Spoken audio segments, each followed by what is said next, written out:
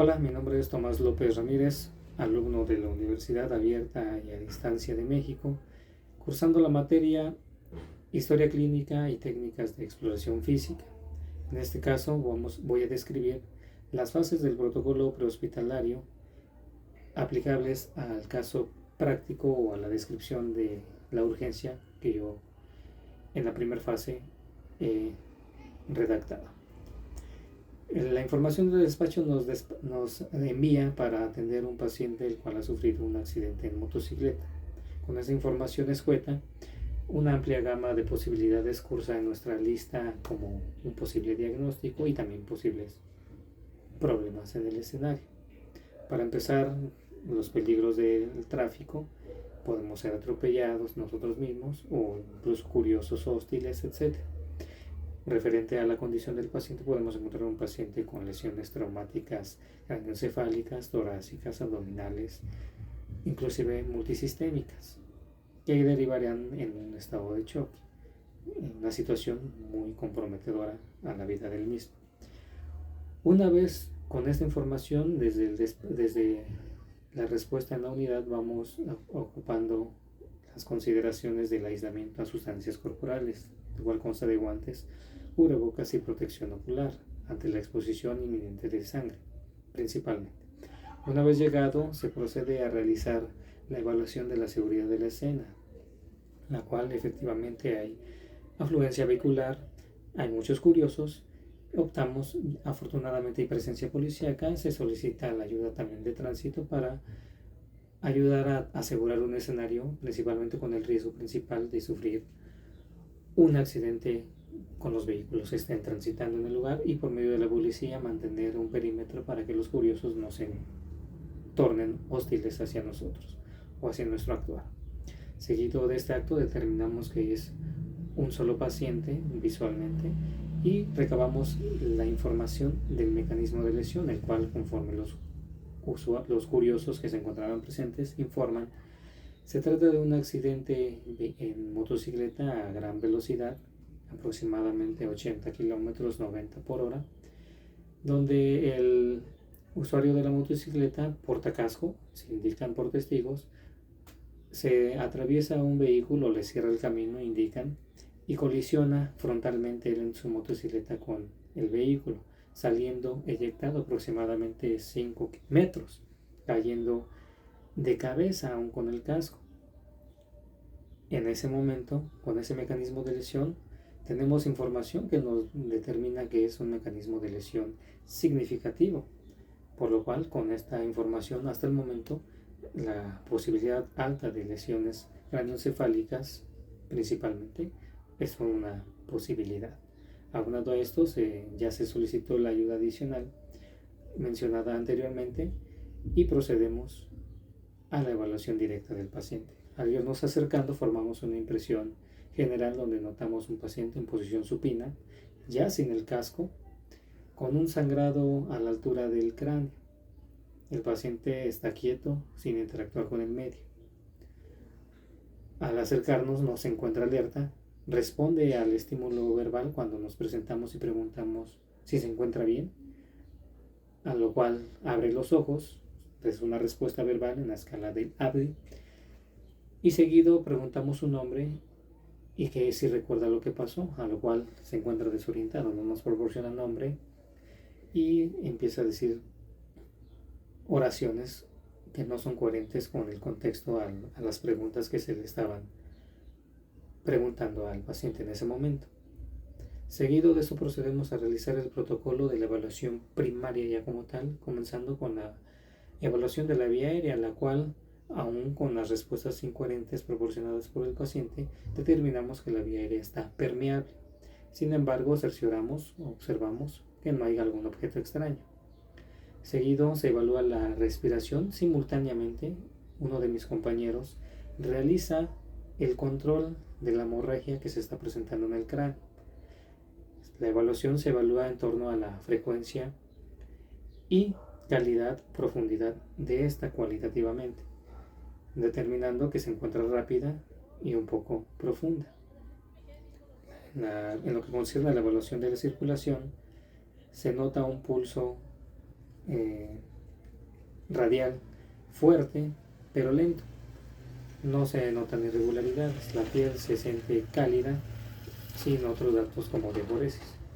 Asimismo, por la cinemática del traumatismo, se determina realizar una exploración física rápida, que si bien ya es parte del procedimiento de la evaluación secundaria, es importante realizarla en este contexto simultáneamente, dado la naturaleza de las lesiones surgidas por el mecanismo del accidente involucrado. Dado esto, comenzamos con una evaluación cefalocaudal y con los datos proporcionados por la evaluación primaria, se coloca oxígeno suplementario a 10 litros por minuto. Procedemos a la evaluación cefalocaudal detectando a la altura del cráneo, en la región temporal derecha, un sangrado profuso, el cual ya se estaba controlando. Seguido de esto se evalúa el cuello, el tórax, aplicando las técnicas de la palpación, la observación, la auscultación en el tórax y seguido en el abdomen, la percusión. No hay datos comprometedores ni ruidos extraños, se escuchan los campos pulmonares limpios, bien ventilados. El abdomen no hay compromiso como sonidos mates o timpánicos, igual lo mismo en el tórax, seguido por la evaluación de la pelvis y las extremidades superiores e inferiores, no encontrando solo abrasiones en las extremidades inferiores y superiores tras la caída del paciente. Seguido con esta información determinamos que es muy probable la lesión cerebral traumática como diagnóstico o hipótesis diagnóstico, dado que la región temporal se encuentra con la lesión directa. Hay una arteria importante, la arteria meningia media, que circula por ahí, por lo cual inclusive la sospecha puede ser que el paciente pueda estar sufriendo lo que sería un hematoma epidural, el cual se debe de descartar, pero cuando llegue al hospital por medio de los estudios correspondientes.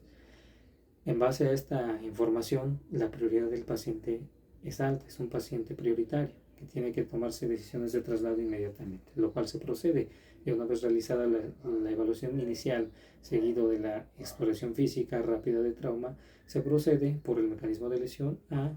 estabilizar al paciente en una férula espinal larga, inmovilizando, para evitar,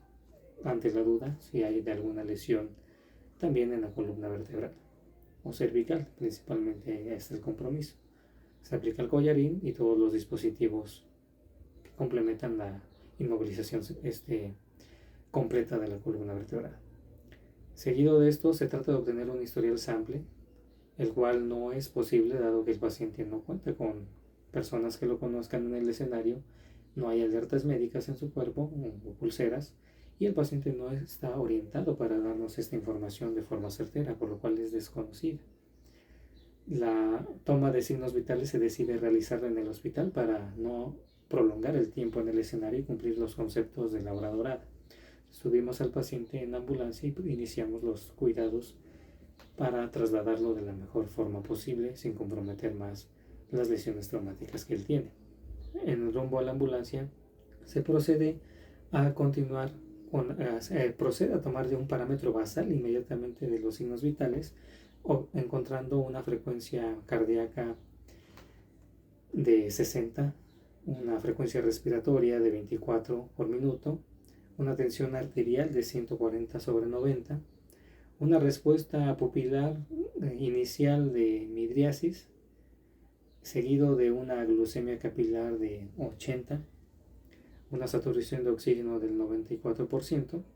y una temperatura corporal del 36.8 grados. Con esta información complementada, complementamos un diagnóstico o la hipótesis diagnóstica de que el paciente está sufriendo muy probablemente el síndrome de herniación, lo cual se confirma y poniendo énfasis en la evaluación de la escala de coma de Glasgow, la cual tiene una respuesta ocular a la voz, dándonos una puntuación de 3, seguido de una respuesta verbal desorientada con una puntuación de 4, seguido de una respuesta motora localizando inicialmente el dolor con una puntuación en este caso, de 5, sumando los puntajes de ocular 3, verbal 4, llevamos 7, y motora de 5, tenemos una puntuación total de 12, lo cual, si bien entra en la clasificación de una lesión traumática leve, estamos atentos porque los datos de la hipertensión y la respiración en ese momento irregular y una bradicardia sugieren que puede padecer el síndrome de herniación, por lo cual nos mantiene alerta en ese momento y procedemos a realizar un acceso intravenoso solo para mantener una tensión arterial media que bien se cumple, está arriba de los 90 milímetros de mercurio por la presión arterial que maneja. Seguido de este acto se empieza a hacer una evaluación continua y revaloración. Se repite la evaluación primaria para confirmar cómo está respondiendo el paciente en sus sistemas principales que conforman el ABC. Seguido de ahí se mantiene la temperatura corporal y empezamos a hacer los preparativos e informar al hospital las condiciones del paciente que llevamos. Una vez en el hospital llegando, se baja el paciente para realizar la entrega-recepción del mismo, al cual al personal médico del hospital se le informa que encontramos a un paciente masculino de aproximadamente 25 años en posición supina en el suelo, tras sufrir un accidente en su motocicleta a aproximadamente 80-90 km por hora, según testimonios, colisionando frontalmente con un vehículo que le cierra el paso. Mencionan que sale proyectado aproximadamente 5 metros, cayendo de cabeza. El casco se encuentra destruido y ya no lo porta cuando hacemos contacto con él. Presenta una hemorragia significativa a nivel de la región temporal derecha, por lo que se controla con un vendaje tipo capelina. Los datos a la exploración física solo son abrasiones corporales. Relevante es la lesión temporal con el sangrado que se manifiesta. El paciente presenta una respiración rápida, poco profunda, con un pulso fuerte pero lento, lo cual en la toma de los signos vitales nos da un parámetro de frecuencia cardíaca 60, frecuencia respiratoria de 24, tensión arterial 140/90, saturación de oxígeno del 94%, temperatura corporal 36.8, glucemia de 80 milímetros de mercurio. La respuesta pupilar ya en ese momento cambia en el transcurso del traslado al llegar al hospital, notándose inicialmente migrasis, pero comienza a haber una anisocoria, principalmente con una miosis en el lado lado izquierdo, en el ojo izquierdo, lo cual sugiere, y a la evaluación del Glasgow inicial de 12 puntos, el cual ya se encuentra disminuido a 11 para ese momento, por retiro al dolor en la respuesta motora, lo que, si bien no son los 2 puntos que marca la literatura para comenzar a sospechar un síndrome de herniación, la información complementaria de la hipertensión, la bradicardia y las respiraciones comprometidas sugiere que muy probablemente el paciente esté sufriendo un hematoma epidural, lo cual se presenta así como la hipótesis diagnóstica. No se logra recabar una información, una anamnesis o los antecedentes médicos del paciente, dado que nadie conoce al mismo y el paciente no está en condiciones y no nos proporciona dicha información, por lo cual se le da este manejo a descartar alguna complicación o información relevante en sus antecedentes. Dicho de esta manera, el paciente es recepcionado y se continúa su atención definitiva en el hospital, donde ingresa al área de choque. Como conclusión, la evaluación del paciente es una piedra fundamental para detectar todas esas amenazas que comprometen la vida y lograr llegar a la hipótesis diagnóstica más certera. Por tanto, requiere del empleo de las mejores técnicas y del criterio crítico del paciente para lograr llegar a esta hipótesis.